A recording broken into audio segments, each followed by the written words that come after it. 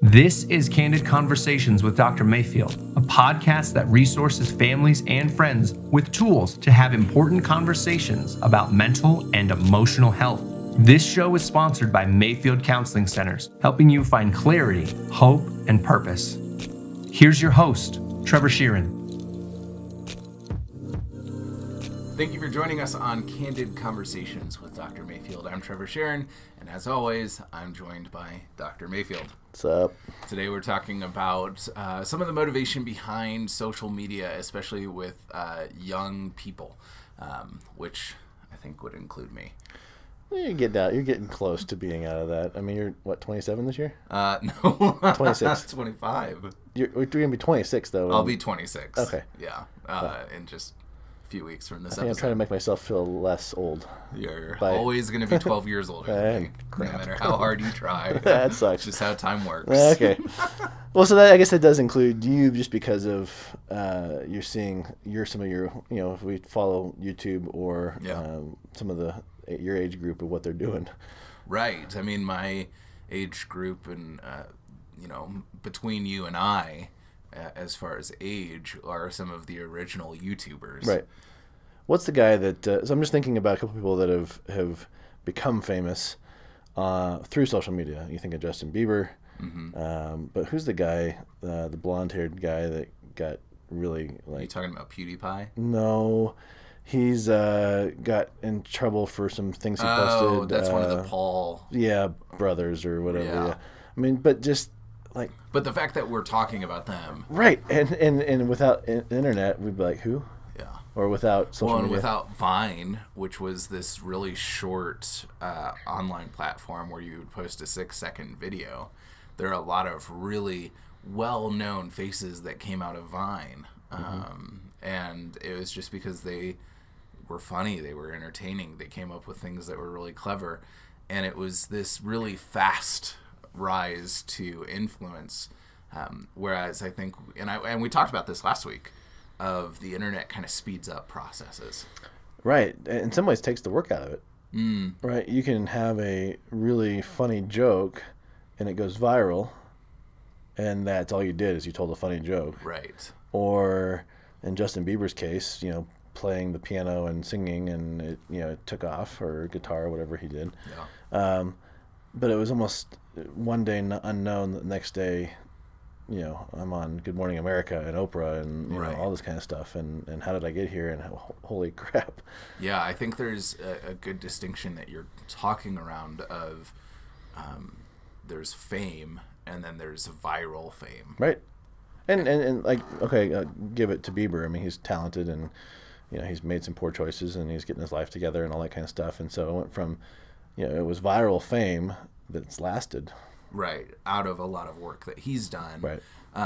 And also more viral fame. I think that there's a compounding nature to this. Sure. Which I think can be really dangerous. Mm-hmm. I have this theory about fame, hunger, and porn. And they may not seem to be completely... Let me explain. So if you have kids in the car right now, you might want to turn this off and listen to it later. No, I'm just good. So if you are hungry, and I let's say you're hungry right now, and I give you a spoonful of sugar. Makes the medicine go down? Yeah, it makes the medicine go down, but there's no medicine. There's it's no medicine, just sugar. It's okay. just like, let's just say I give you a bag full of marshmallows. Now that's substance that will go into your belly and fill it, but there's no nutritional value. And what ends up happening after you eat those marshmallows? I'm going to be hungry. And you're probably going to be more hungry. And a little bit sick. Than you were before the marshmallows. So it's like every time I eat Chinese food. Yeah. Okay. And I think there's a lot that's been written about, like, in Porn is the New Drug is a campaign that does some really excellent work. And there's this concept that porn is temporarily fulfilling a core need that we have, this hunger. And it comes in and it says, like the sugar, you're going to be great, like this is who you are, and everything's fine, you're seen, whatever. And then afterwards you feel just crummy. Worse than you did before. Right. It's that 30-second feel good for... Totally. Yeah. I think the same is true about fame, in that I think we all want to be famous, whether we deny it or not, because what is at the heart of fame is being seen and known and loved. And being okay in our idiosyncrasies and our quirks. Yes. And what ends up happening is fame comes in like porn or sugar, and it feeds that for a short time. And I think this is that 15 minutes of fame concept. Yep. Those 15 minutes, you're seen, you're known, people want to know more about you. A lot of people want to know about you. And then once the 15 minutes are over, you realize that nobody actually cared about you. Well, I know, there's people that I know in this world that have some level of fame. Not saying Hollywood type fame, right? But they're speakers, they're authors, they're well known. And as I've gotten to know them, the comments that I keep on hearing is, I'm doing this because I'm supposed to. I'm writing this message down. I'm speaking because this is something that's inside me that has to come out.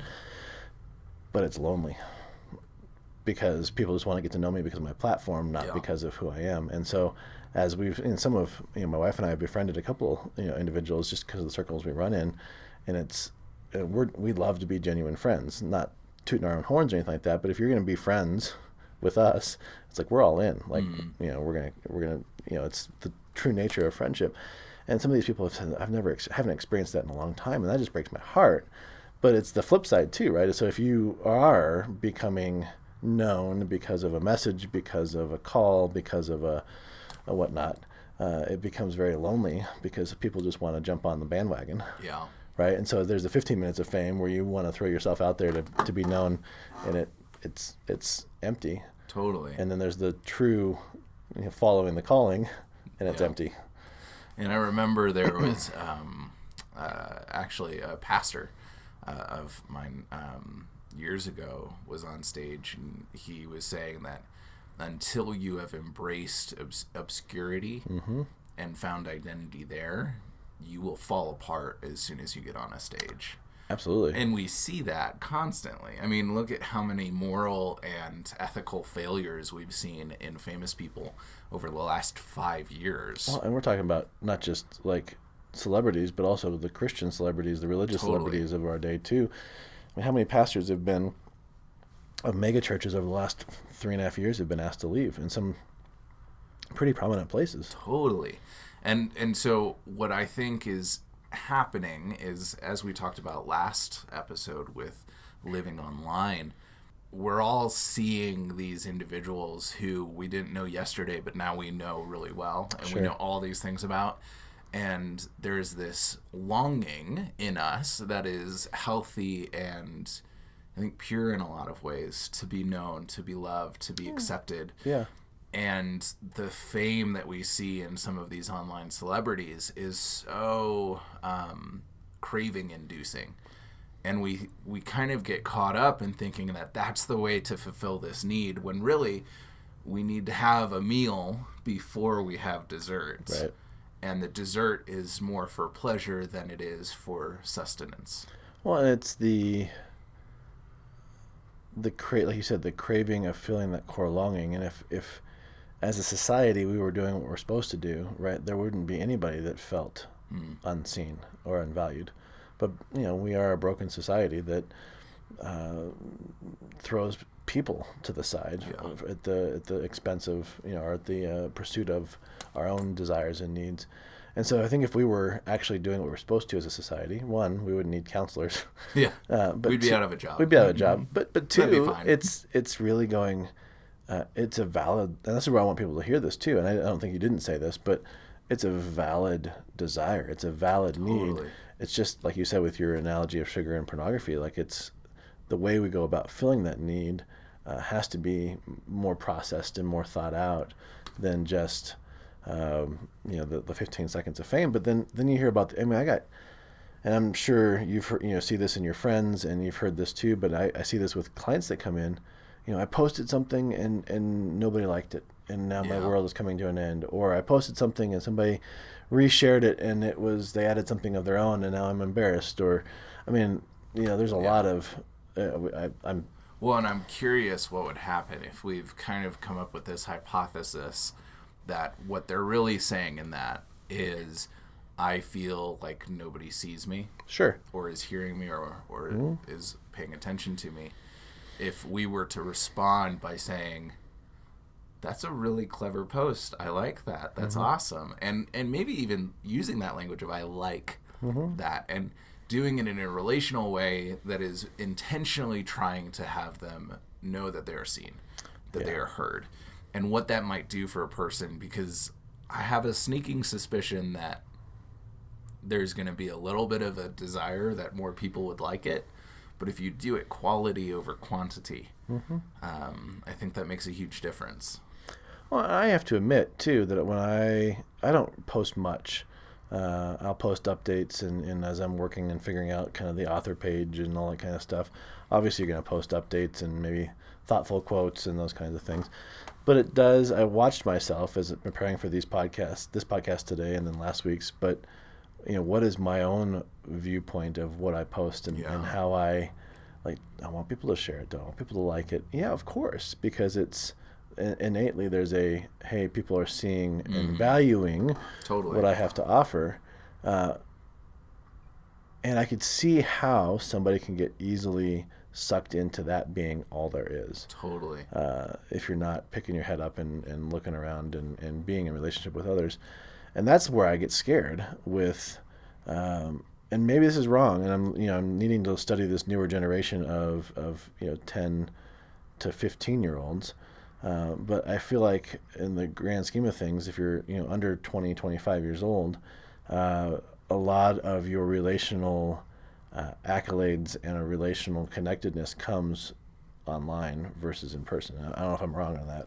Well, I think that's been true for a long time too, because I even remember this is a moment that stuck out in my memory for years. In high school, there was a friend who was talking about how he had the goal to have 1,000 contacts in his phone, and this was when teenagers were just starting to get phones, and I think that was really, that's the same concept as I want to have 1,000 friends on Facebook. And what he was saying was that he wanted to be well connected. He wanted to have a strong network. He wanted a lot of people to know him and to know a lot of people. And there's nothing wrong with any of that.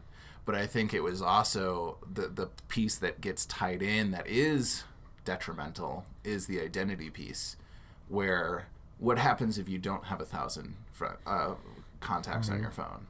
What happens if you don't have 1,000 Facebook friends or likes on your post?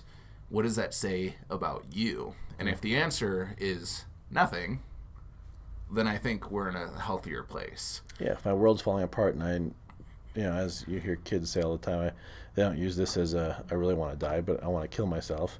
It's, it can be serious or it can be just a statement, but if that's the case, then we have an issue. Right, because you're setting up your identity on something that is sugar. It's not real. It's not lasting. You add water to sugar and it melts away. Let me use just a story came to mind when I was working up in Denver in the juvenile justice system, and I was working with teens that had been caught smoking pot and doing some more or less benign drugs, but still illegal. And I remember this one kid came in and he couldn't focus in the group. They had to do a 24 to 26 week group. Was fidgety. And so I decided one day to do kind of a nutritional questionnaire to find out kind of what my group, how they were eating and how they were sleeping and that kind of stuff. And I guess his caregivers were, MIA or whatever, missing, and or just not there. They were there but not there type of thing.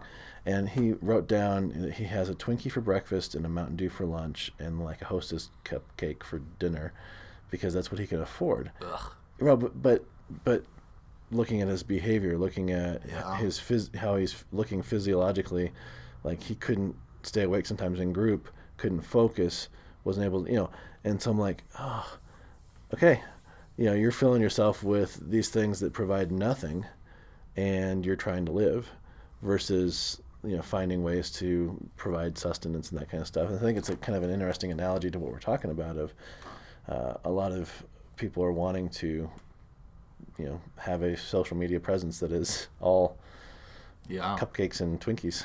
Well, and my father-in-law is really into eating closer to the ground. Mm-hmm. Maybe we'll have him on the show one day. That'd be fun. He's an old hippie who bought a farm down in Pueblo. But he's constantly talking about how, like, we probably shouldn't be eating as much dairy as we're eating. We probably shouldn't be eating as much sugar as we're eating, or like all of these things that are just a part of every meal that we eat. That when you think about it, it's like, yeah, we probably shouldn't be eating as much as this as we are. And I think that's kind of where we are with social media, is it's kind of just mixed into the meal of social media, this desire and this expectancy or anticipation that maybe this is the post, maybe this is the video, maybe this is the day. And that can be really dangerous unless we're monitoring it.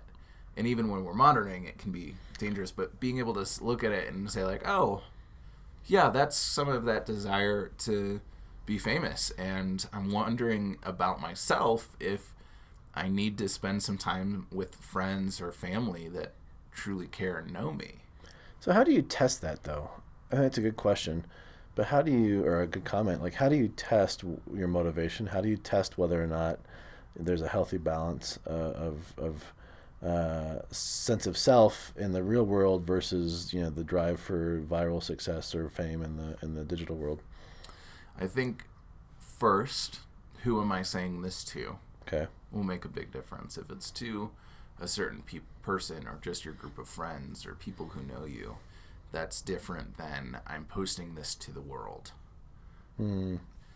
Second, what does it mean about me that I'm saying this? And I think this goes to last week's episode too. Am I saying this because it's something that I believe, or am I saying this because it makes me look better than I am? Am I saying this because I want people to think that I'm richer than I am? I think we fall into that trap a lot with social media. And I think thirdly, if we this takes more self-awareness, and this is definitely the hardest of the three kind of litmus tests. How do I feel as a person in the realm of being known and seen?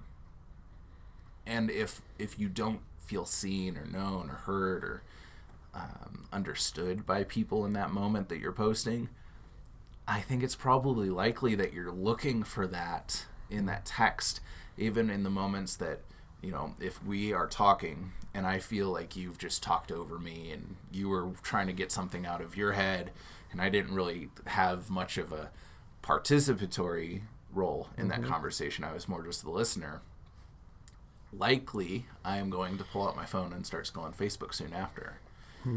Because I think it's a coping mechanism for not being heard and not being seen. And we can use this and feel like, oh yeah, I got 5 likes. And that's, Mark may not have been paying attention to me, but these 5 people did.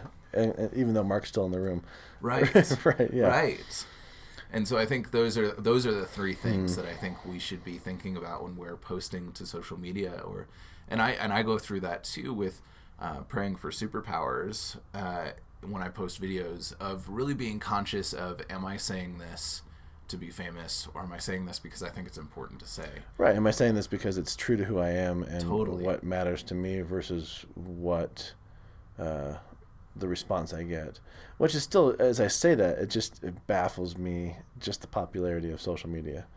I'm putting this out into the ethos, something that's important to me.